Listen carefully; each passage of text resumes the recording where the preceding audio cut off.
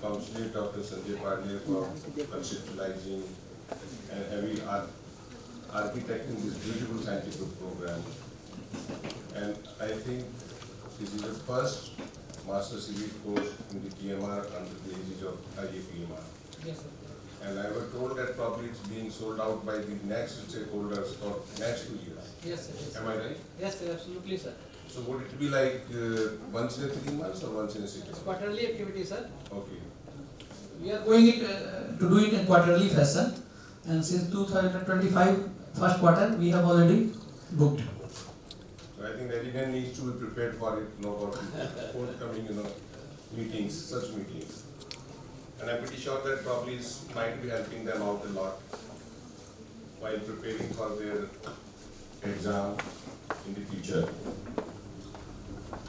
And the topic which was assigned to me is assisted devices in wheelchair prescription. It's a very long topic and it's very important as well, like as far as the examination is concerned, because most of the examiners do talk or ask about assistive devices like mobility devices and what kind of gait training can be given on the crutches and other set of devices. That's very important thing. At the same time, they do ask about the wheelchair prescription because all this helps is a no good idea. But if you need to customize, then you have to identify what are the areas need to be built in and how really it is being to be prescribed and what all things need to be considered before you arrive on the prescription of a wheelchair. And most of the task has been simplified by Dr. Sunjin sir. We were not to talk about the mobility devices and the exoskeleton and the other newer technology in the mobility. And Dr. Yadav has also described a bit of seating devices to prevent the pressure ulcers. So with this, in next couple of minutes, I am going to touch upon, this is my agenda of talk, more I am talking on the wheelchair, which is an important area and often not discussed too much. So if we talk about the definition of assistive technology from WHO, this any assistive items, services and related systems created to conserve or recover an individual's functioning and improve their independence, thereby promoting their well-being. So ultimate aim is like to improve their quality of life and to make them reintegrated in the community or back to their work by prescribing the devices. So with this background, WHO said like 15% of the population around the world experience some or other disability, and out of which 1 billion people in the world need assistive technology, but 1/10 of these have access to this assistive technology. And another global report by WHO and UNICEF reveals that more than 2.5 billion people need one or more assistive products. And in this graph, it is being depicted that what is unmet needs of assistive technology. So most of unmet needs and technology for the visual handicap, they need glasses or the low vision aids. Recently, the WHO initiated global cooperation on assistive technology with a vision that world where assistive technology is universally accessible to everyone and everywhere. And this worked under the 5P framework, like it should be person-centering. There has to be some policy across the countries or stakeholders that what are the products available should we have access to the people who they really need them. And provision, if they cannot afford them, then there should be some provision that might get under some schemes. And it should be personalized for their use. So, the WHO UNICEF Global Report on Assistive Technology provided a comprehensive overview on the status, global status to access and to use of assistive technology. Rehabilitation 2030 had made the goals that all human beings can fulfill their potential in dignity and equality in health environment by having the assistive technology. They also focused on that leaving no one behind. So the question comes that who could be benefited out of these assistive devices? This could be older people, the people with the non-communicable disease like diabetes and stroke, people with the mental health issues, people with functional decline with the aging, or maybe some, because of some diseases, they probably have developed sarcopenia or lack of muscle power, and those could be augmented by giving the assisted technology. And of course, the people with disabilities can also be benefited with these assisted devices. Then comes what the purpose, why we need to prescribe the assistive technology, because they improve the confidence of the user, they provide independence, finally they enhance quality of life, and increase safety and security to avoid the falls, so that there is a major risk of fracture can be avoided. They also help to augment the mobility and in reducing the disability. But there are other part, like the barrier also to access these assistive devices, that people or the prescribers, they are not much aware about them.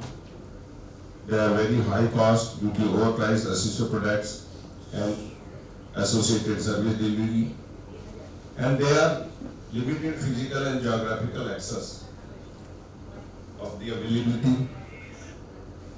People are not aware, the manufacturers, they don't have the inadequate product range, quantity, quality, and the suitability of the individual. Low policy profile and lack of legislation by the Ministry of Social Welfare, the empowerment, and at the same time there is a lack of funding and investment in these technologies. So that's also important part, to have the barrier in accessing these devices to everyone. Then we come to the type of devices. They could be either rehabilitative, they could have to assist in certain functions, or they could be universal design.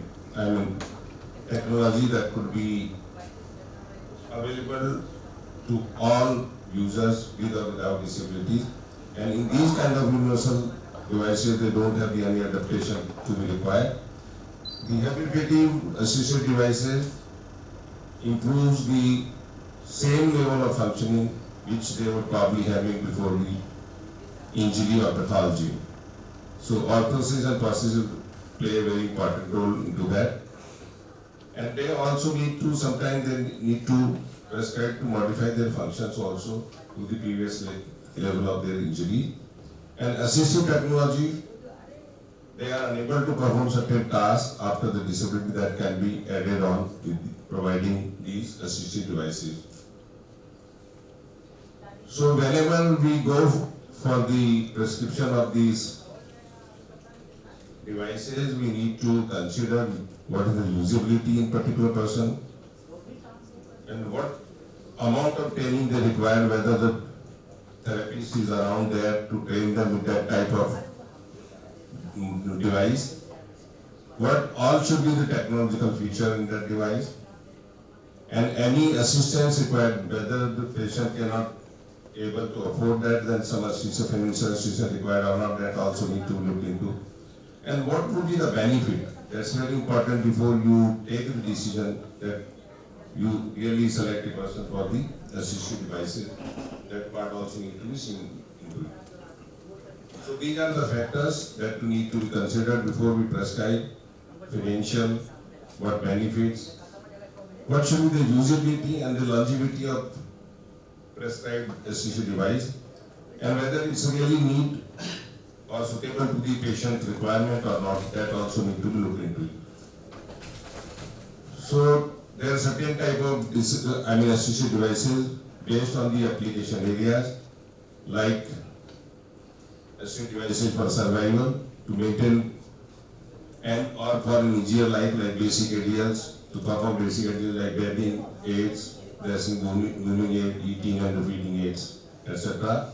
And mobility devices to assist with the mobility like crutches, canes, wheelchair, walkers, smartphone, etc. That it's a general classification. ADs for the communication, for the enhance the social interaction, etc. So these are the pictorial for various aids that probably you come across or you might be aware about these assistive devices aids.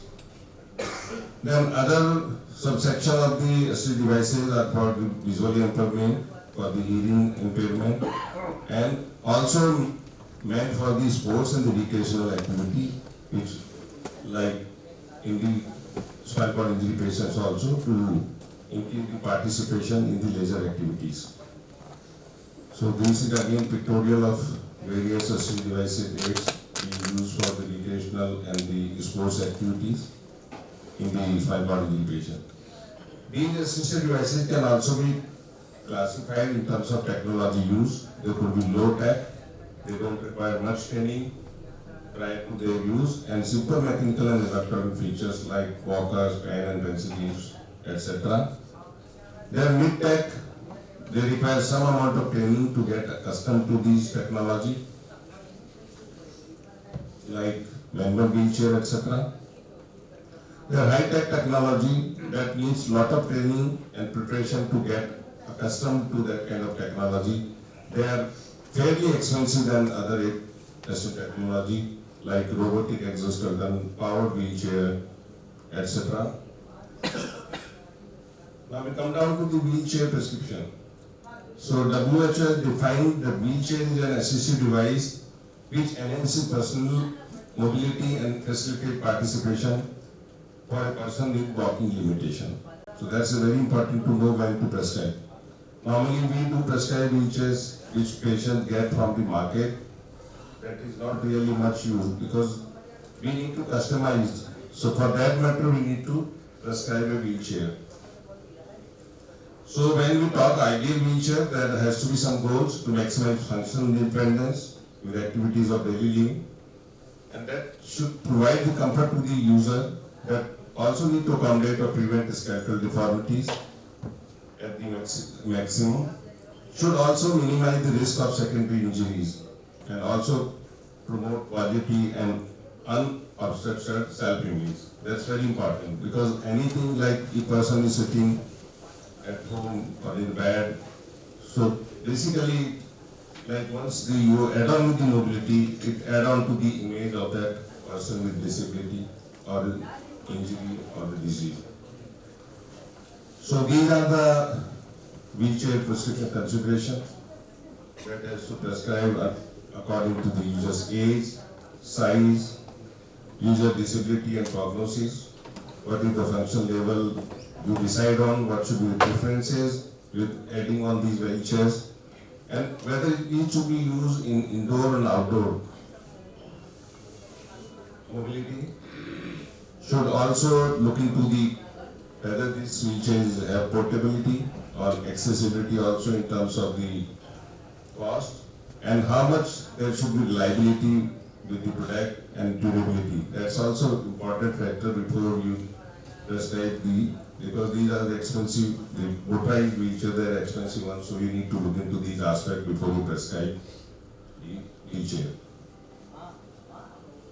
So also you need to consider while you prescribe wheelchair, like cosmetic features, what are the available options and will help the person's mobility, what services, after such services, what should be the cost, what will be the level of acceptance in the particular individual, and if person is on current medication, that all data you should have before you prescribe wheelchair to avoid the injuries while using the wheelchair.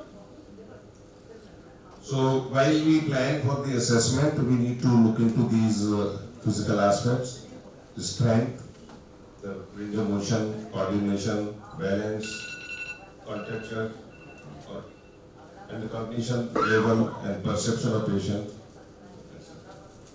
So wheelchair measurement depends, anatomy measurements such as to use to specify the size of wheelchair and the sitting system to be used, and each measurement should have the direct impact on the overall function and the comfort. So you have to carefully just while you measure the wheelchair.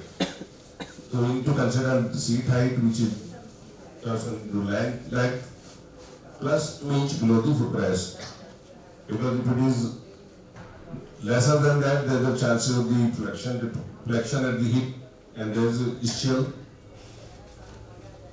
ulcer development, chance of ischial development because constant flexion at the hip joint. And while prescribing the seat height, you need to look about the cushion thickness. In particular case, we had advised about the cushion thickness. And also in the workplace, you have to think of the knee clearance, that is around 27 inches, need to be considered. Seat depth, while you prescribe, you have to measure the distance between dorsal buttocks to the popliteal fossa, and you need to subtract to give the popliteal clearance. And if backrest is cushioned, the thickness needs to be added to this. If this seat depth is too shallow, then ischial pressure will increase, stability will decrease. If it is too deep, the pressure on popliteal fossa and chances of forward slide and fall may be there.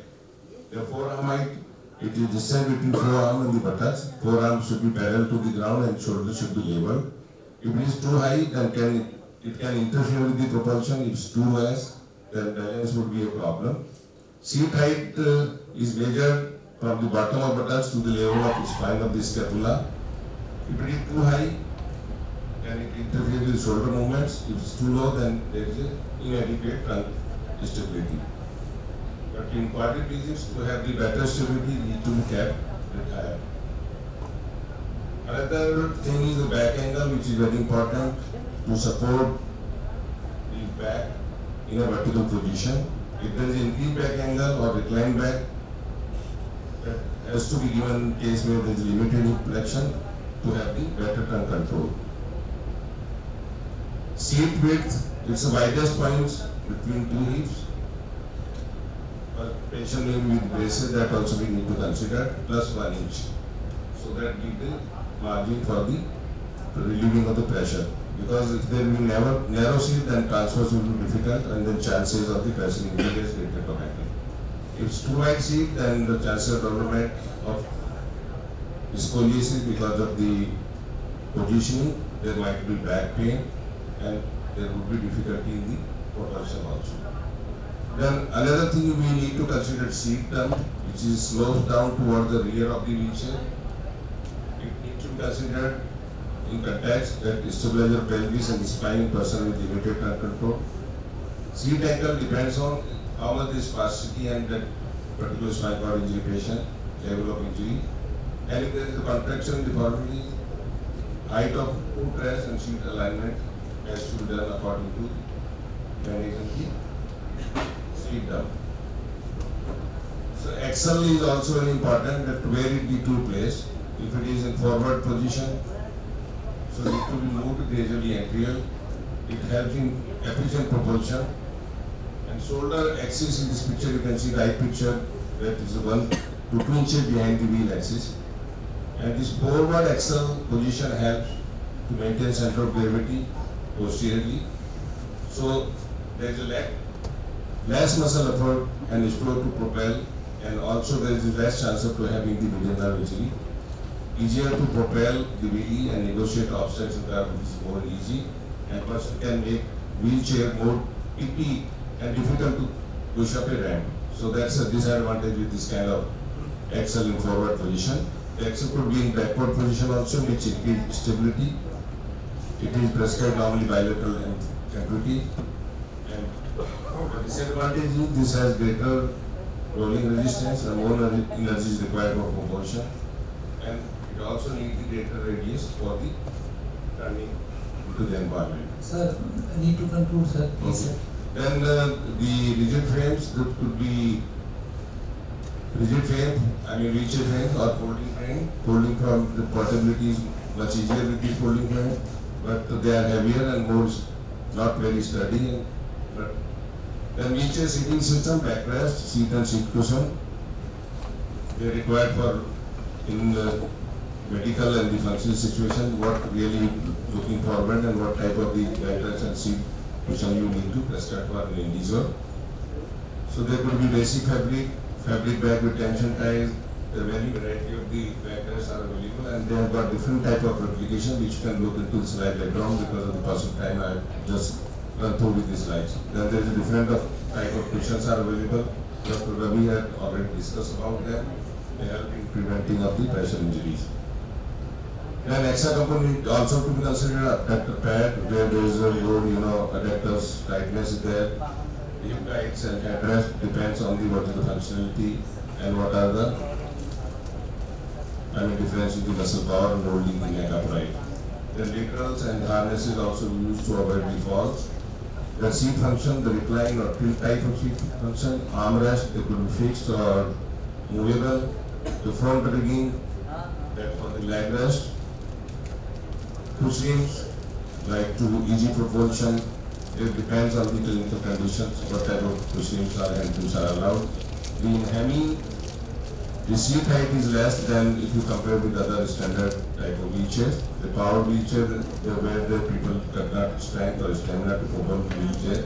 But there are certain contraindications are also there. The type of wheelchair, conventional, folding, combination indoor-outdoor, heavy-duty indoor-outdoor. And there is input methods, various interface between wheelchair and the user. And it depends on the motor level of SCI, tetraplegics, the control system depending on patient capability like C4 path or chin control, neck control. C5 tetraplegia, the modified joy, stick handle, midline. C6, high back seat, to back support just below the triangle. C6, adjustable axis should be there. C7 to T1, the manual wheelchair walk.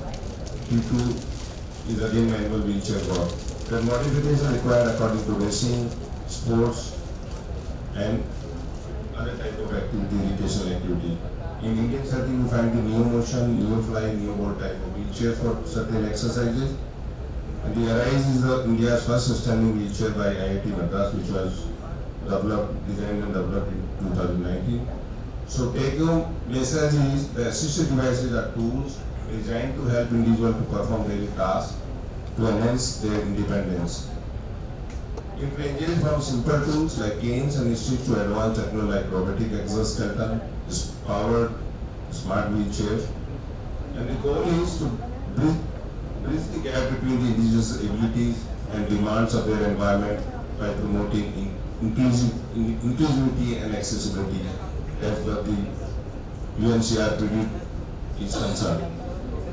As far as the wheelchair is concerned, wheelchair prescription is recognizing and prioritizing the individual's needs, capabilities and preferences, and it should adopt a user-centric approach fitting to their requirements, environmental context and potential use of the wheelchair. Thank you very much.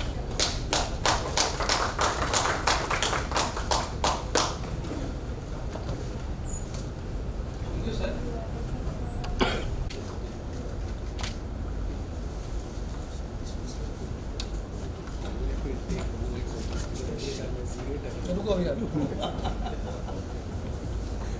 आप लोग sir please